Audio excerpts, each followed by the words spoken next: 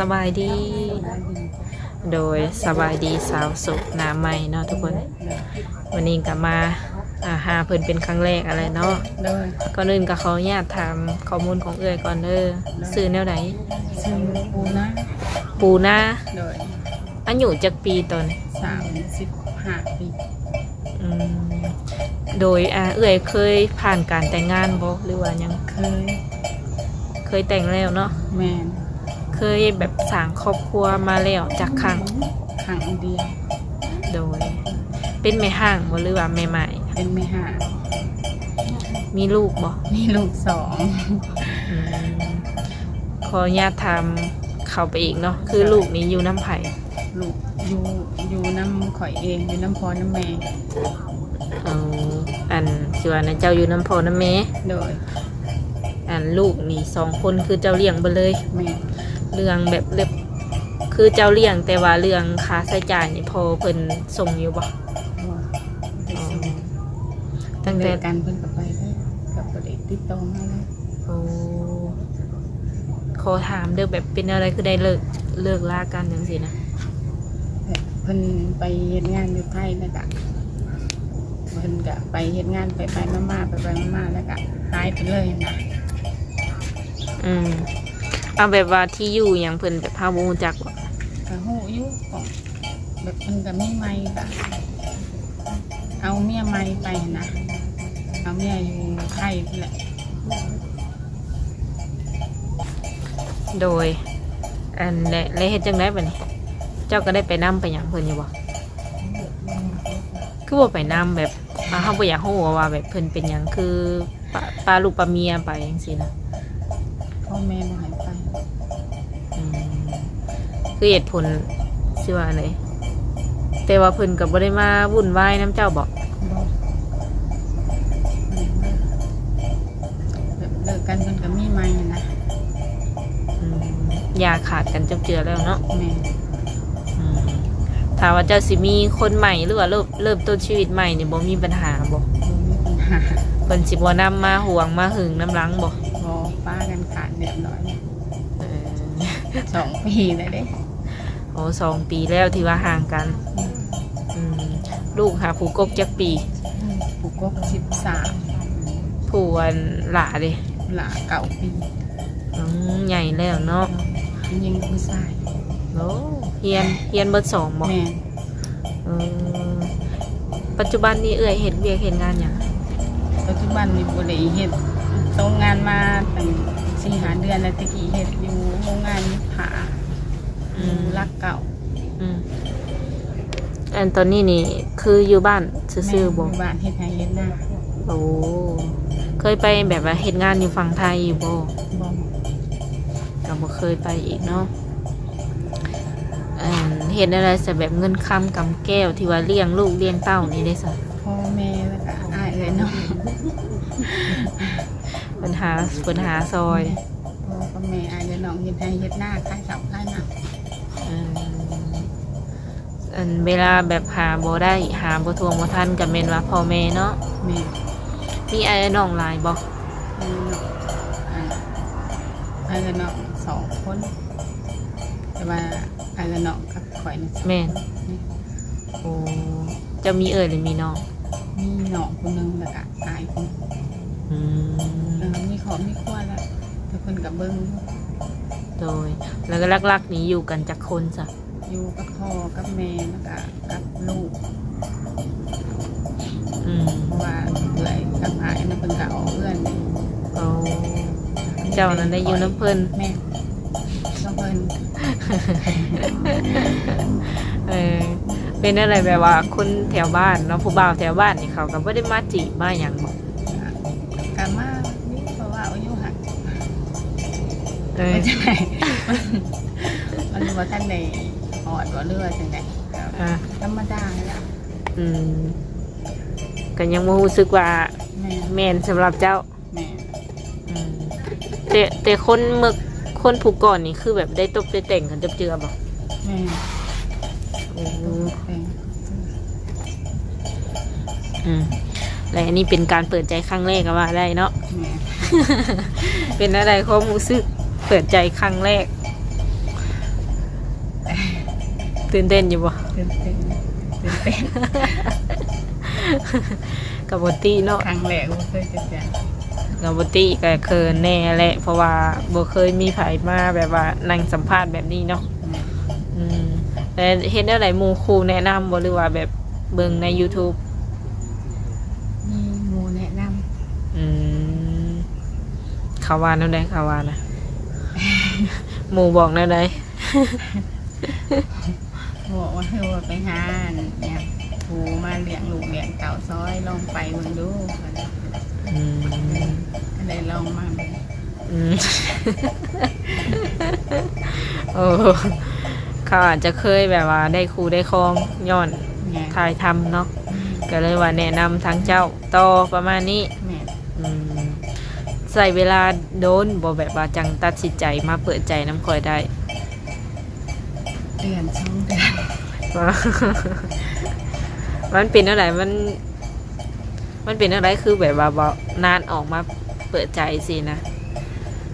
อีกอะยังบ่ได้เลยคือว่าสิเป็นตัวเป็นตนวันนี้เห็นหมู่เขาเจ้าอันนี้เขาจะแนะนำว่าคือบ่ไปลองเปิดแต่มีใส่แฮงใส่แน่นก็ไม่อีกแต่ลองคุยเบิ่งสินะหาเงินเลี้ยงลูกเลี้ยงเต่าแบบบ่อยากให้ไปคงไปไทยสินะพ่อแม่ก็ได้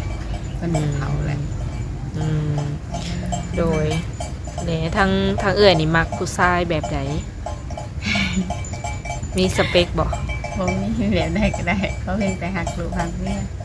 แบบใดก็สิเอาหน้าตาหล่อหรือบ่หล่อก็สิเอา ก็ บ่ รออยู่ หน้าตารออยู่ อยากได้หล่ออยู่ ได้รออยู่ธรรมดาก็ได้บ่รอบันไดก็ได้ อืม เข้าใจกัน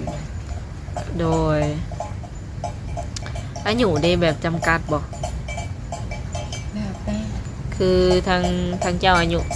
35เนาะอยากคุยประมาณแบบใดรุ่นน้อยขึ้นเลยบ่หรือว่าเอาจากไหน 40 50ก็ได้ อืมแบบรุ่นน้อยกว่าเจ้าของนี่เด้ค่ะ อย่ารู้มีผู้สนใจอย่ารู้มีผู้สนใจเอาแล้วรุ่นน้อยก็ได้ อืม 40 50ขึ้นไป เอาใหญ่ๆขึ้นไปเนาะ โดย โอ้40-50ขึ้นไปขึ้นว่าทางใดก็สิเอาบ่หรือว่าจำกัดคือกัน ข้างในก็ได้แล้วแต่เข้ามาข้างในก็ได้ อืมเป็นหนุ่มลาวอยู่แถวบ้านใกล้เคือนเคียงนี่ก็เอาฝั่งไทยฝั่งลาวหรือว่าอยู่ต่างประเทศมันได้เบิดบ่เนี่ย โดย โอ้ คือสื่อสารได้บ่แบบภาษาลาวภาษาไทย ได้บ่ ลาวกับไทยแต่ภาษาเมืองนอกบ่ได้ โดยบ่เป็นหยังเนาะแต่ว่าไทยนี่อ่านได้ปกติแบบเขียนได้ปกติบ่ เขียนบ่ได้อ่านได้ โอ้สมมุติว่าเฮาสิตอบเพิ่นนี่ได้สิเฮ็ดจังได๋ เขาก็เขียนได้อยู่แต่ว่าเขียนมีตัวหนังสือเขาโคดเอาหันได้อยู่แต่ว่าเขาเขียนแบบเอาบิ๊กอหย่างมาเขียนให้เขียนแต่แบบว่าพิมพ์ตอบมันได้อยู่ อืมก็คือแบบว่า สมมุติว่าเขียนมือนี่บ่ได้เนาะแต่ว่าเอาง่ายๆก็สื่อสารได้อยู่นะสิบ่มีปัญหาเนาะโดยเพิ่นแบบอยากโทรมาเห็นหน้าเห็นตานี่สิเปิดกล้องให้เพิ่นเห็นอยู่บ่ คิดว่า เป็นไง อืมปัจจุบันนี้ก็บ่ได้เฮ็ดหยังแล้วเนาะ โดย น่าจะมีเวลาคุยกับเพิ่นตลอดอยู่ติบ่ ที่เห็นไฮเห็นหน้าและ เออ ปาดตะเกียวเขาไปเลย เออช่วงได้สายแบบว่าที่เอ้ยสะดวกแบบตอบเพิ่นหรือว่าคุยกับเพิ่นสินะ ช่วงได้ก็ได้ของบริเห็นเวียงอหย่างสอน อืม เป็นเพื่อนนะคะ เคยถามลูกอยู่บ่แบบว่าเขาเจ้านี่สิว่าได้ให้มีสามีใหม่บ่สินะคันมีพ่อใหม่ลูกสิรับได้บ่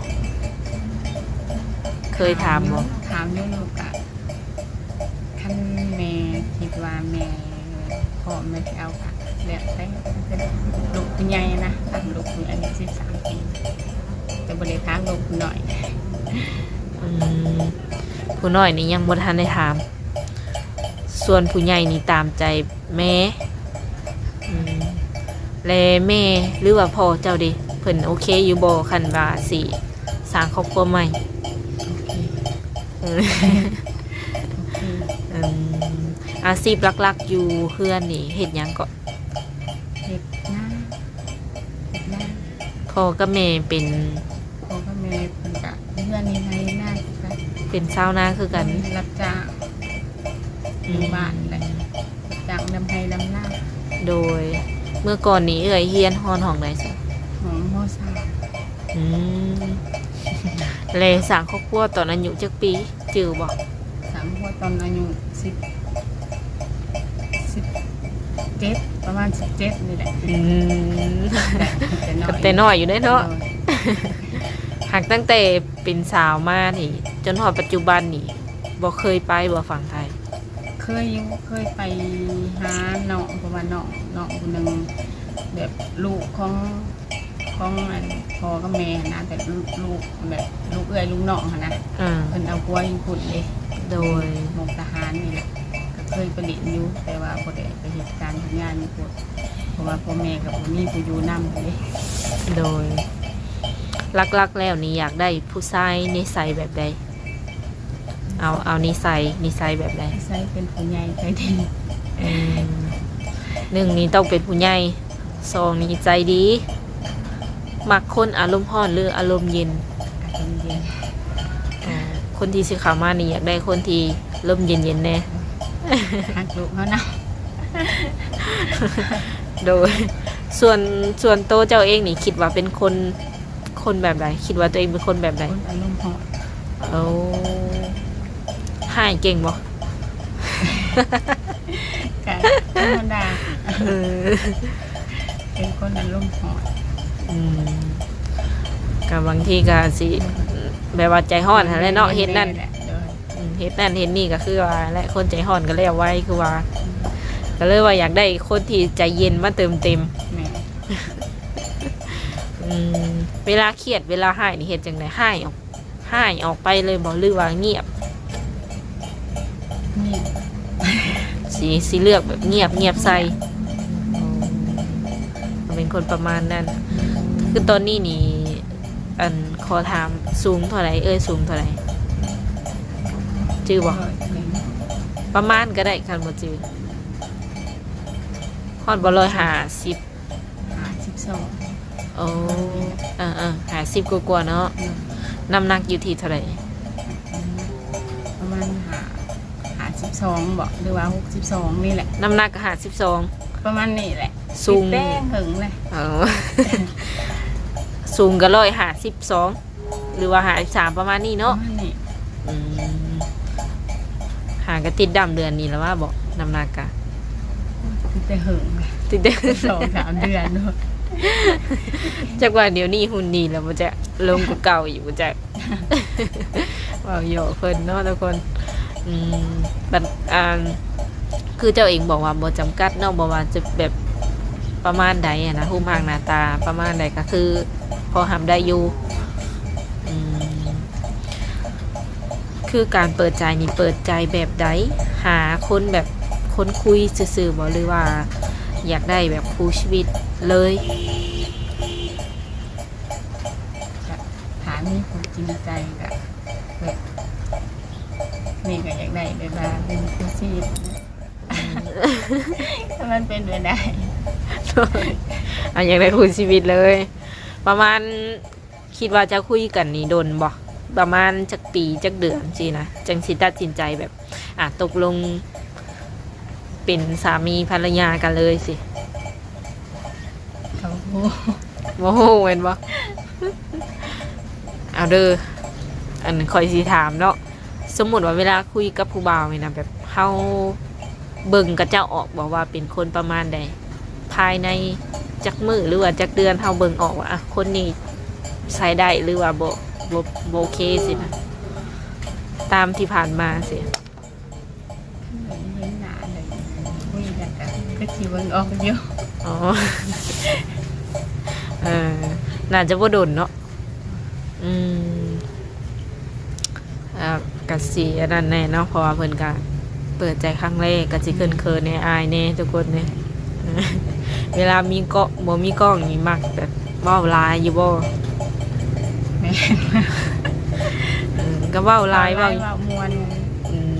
ม พัวไปกันแหละ อืมเป็นคนอารมณ์ร้อน ติดตลกอยู่บ่ พี่ ตลกเฮฮาอยู่บ่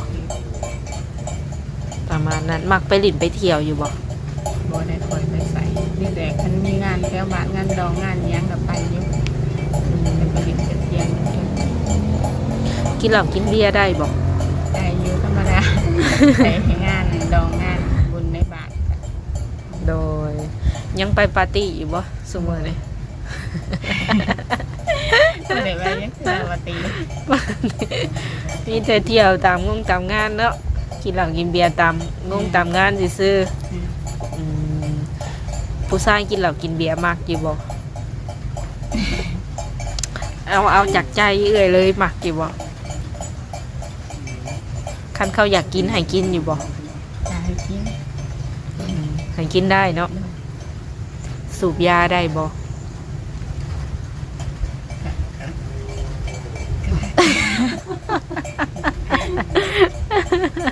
ก็ได้แม่นบ่แบบสูบบุหรี่ธรรมดานี่แหละเนาะ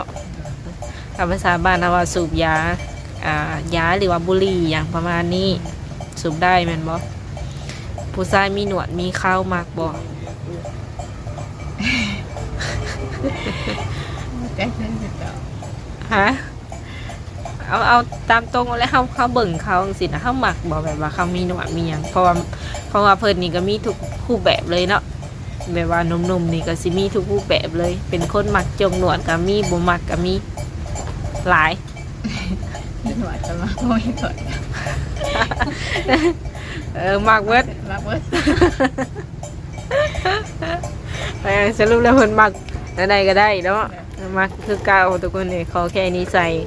อันนี้ใส่ดีเพิ่นว่าเนาะดูแลครอบครัวได้ประมาณนี้ขอสุดท้ายเนาะแบบว่าค่าใช้จ่ายในแต่ละเดือนนี่นะหลายบ่ จะ เมน สำหรับเปิดกันหลายอยู่ ที่ว่าเจ้าใส่ในแต่ละเดือนประมาณนี้นะทั้งลูกทั้งเต้าค่าอยู่ค่ากินนี่เบิดประมาณเท่าไหร่ ค่าน้ำค่าไฟค่าอยู่ค่ากินเก็บหันเก็บนี่เนาะกับประมาณอย่างหอด8 แสนล้านนั่นแหละ โอ้อัน7-8 แสนจนฮอดล้านพูด นี่ ล้านกีบได้ต้องทุกคน ดู รวมค่าอยู่ค่ากินนะบอก แม่ประ โอ้ หยัด ถือว่าประหยัดได้ ดู โอ้กระต้มขนมก็ได้ซื้อให้ลูกอยู่บอก น่ะได้ซื้อนี่ ก็ดำหน่อยเนาะ แม่นำหน่อยเพราะว่าลูกกันใหญ่แล้วนี่แต่มันโดนลูกเขาเงินไปกินข้าวเปียก อืม ไปซื้อข้าวกัน พอฟังเพิ่นเว้านี่ในยุคนี้เนาะเศรษฐกิจเดี๋ยวนี้นี่ถามว่า เดือนละล้านนี่ถือว่าโอ้ยเพิ่นสุดยอดเนาะประหยัดสุด แม่ อืมเก่งหลายเนาะ เลี้ยงลูก2 คนถือว่าเก่งการยอมรับเพิ่นนั่นแหละทุกคนเลย ลูกกับบ่ได้อันเลี้ยงยากตีเลี้ยงง่ายอยู่แล้วว่ะ งาน เพิ่นก็เข้าใจบ่ แม่ มีกะแม่ให้ก็กินแม่บ่ให้ก็บ่ได้เรียกร้องอีหยังบ่อืมฐานะครอบครัวนี่คิดว่าจัดอยู่ในระดับใดทุกข์ยากปานกลาง ปานกลาง พอได้อยู่ได้กิน ด้วยแม่แม่ เคยคิดแบบต่ำต้อยน้อยใจแบบเจ้าของอยู่บ่ บางส่วนก็เคย ก็เคยท้ออยู่บ่ พอ